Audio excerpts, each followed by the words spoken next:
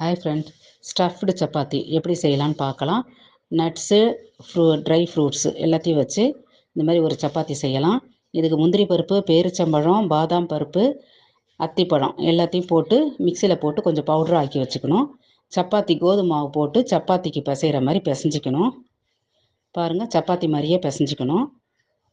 பிசைஞ்சிக்கிட்டு அதை உருட்டிட்டு நம்ம சப்பாத்தி தேய்க்கிற மாதிரி சும்மா கொஞ்சம் ரஃப்பாக தேய்ச்சிட்டு அதுக்குள்ளே நம்ம ஸ்டஃப் பண்ணணும். அரைச்சி வச்சுருக்கோம்ல நம்ம மிக்சியில், அதை போட்டு இது மாதிரி பவுடராக இருக்கும் பாருங்கள், அதை போட்டு ஸ்டஃப் பண்ணி நம்ம இது மாதிரி மடித்து வெளியில் வராமல் 4 பக்கம் மடித்து அதை இப்போ தேய்க்கணும். நம்ம நல்லா ரொம்ப மெலிசாக தேய்க்க முடியாது, கொஞ்சம் மீடியமாக தேய்ச்சிட்டு தோசைக்கல்லில் நெய்யை ஊற்றி நம்ம இதை போட்டு நல்லா இந்த பக்கமும் அந்த பக்கமும் திருப்பி செவக்க எடுத்திங்கன்னா அருமையான dry fruits and nuts chapati ready.